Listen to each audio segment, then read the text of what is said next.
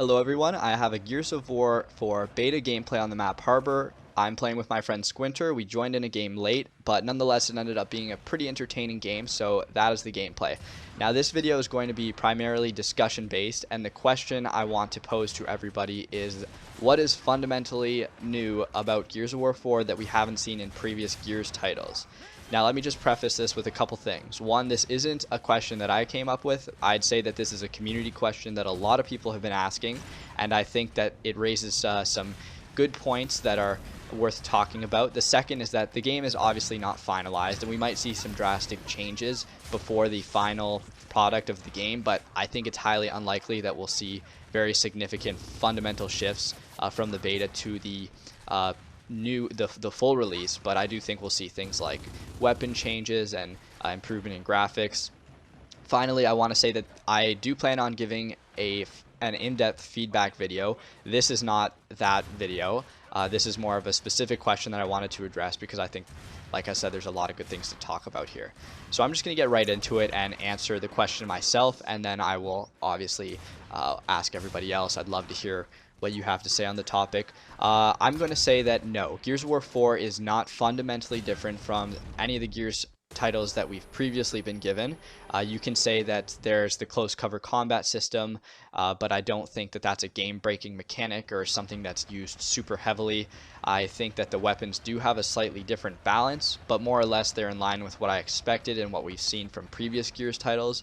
And I think, just to put it succinctly, this, at its core, Gears of War 4, the beta at least, is very much in line with Gears of War 3. There's a lot of mechanics that you'll see that carry over in terms of the movements, the weapon damage output, and even the executions. So tons of parallels between the Gears of War 3 and the beta, to the point where I think I've heard people call this game Gears of War 3.5.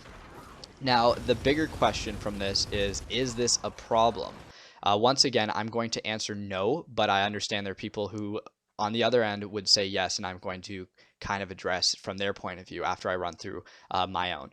So I don't think it is a problem. I think the gameplay from the Gears 4 beta is super fun, and it's only going to get better by the launch. I also think that Gears players are more conservative than we would like to admit, and that makes innovation really hard to successfully pull off.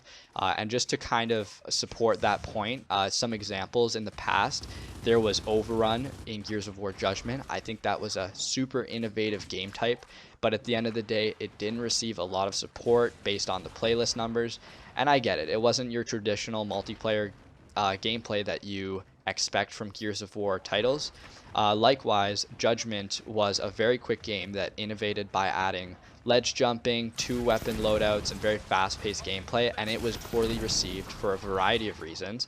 I myself didn't like it, and what these two demonstrate to me is that when you're innovating in the Gears of War universe, it's very difficult to successfully do, and I think the reason for that is because when we were given a game like Gears of War 3, a lot of people felt, or at least after the fact, they felt like it was so close to being perfect in terms of the type of gameplay that it facilitated, and that set the bar really high for most Gears players in terms of what they can expect from a Gears title. With that said, I think that developers have to be very careful with what they choose to add or remove to Gears titles when they're trying to be innovative, because we all have this preconception of how Gears of War games should be and should play out based on previous titles. Now, I think a lot of people will answer the question of what's fundamentally new. Is this a problem? Yes, it is a problem, and I think their position has merit and it needs to be considered. Rightfully so, because we don't want to play the same game for years and years and years. We want a new experience. That's why we're buying a new game. My response to people with this position has always been the same, and that's one of curiosity. I want to know what can be fundamentally changed about Gears of War 4 from what we've seen in the beta that would provide a new, unique experience that players will actually enjoy. And this is an immensely difficult question to answer, especially for players. If you have any ideas, please share in the comments. I've been thinking about it myself, but it's challenging, and it's not one that I expect people to have the answer for. It would be great if developers could come up with some innovative methods that are exciting for players and that they happily accept. But like I said, it's very challenging to do. So if I had to answer this question myself, I would take a bit of an unconventional approach by saying this. I don't think that Gears heads are looking for a fundamentally new Gears game. I think that by and large we're a conservative bunch, and if history has taught us anything, it's that it's very easy to alienate Gears players if they don't feel that the gameplay aligns with their expectations of how it should play out. What I do think Gears heads want are new ways to play the game that they love. So basically the gameplay of Gears 3.5, if you will, with new maps and modes that would keep the game fresh. I think that Escalation is a great example of a game type that does just that. Very innovative, and it's a new way to play the game. But I also think we're going to need to see some new game types, especially objective game types, being delivered by the Coalition to keep things fresh. It's nice to see things like Guardian return, but we do need new content. I also think that Horde is probably going to return, and there's tons of room to innovate there. And there is a huge player base around that game type because it is a heck of a lot of fun. I also think that in terms of the maps, how they play out and how immersive they are is going to matter.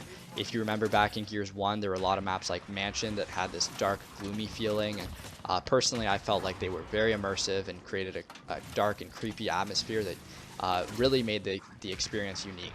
And I think that's been out of Gears games basically for the past 8 to 10 years, and if that returns, I think that could keep things fresh. Like, imagine how cool it would be to have a map based on the Phoenix household we saw from the Gears 4 trailer that looks just as dark and gloomy as that did. I think that would be so cool and so fun to play on. That's mostly what I have to say about the topic. So where I stand is that I'm still incredibly hopeful for Gears of War 4. I think it's going to be great. Although it doesn't feel fundamentally different. So my question to you is, what should we do about it? Do you have ideas, or should we leave it as is? Anyway, I want to thank you for watching. I will see you in the next video, and I look forward to reading your thoughts.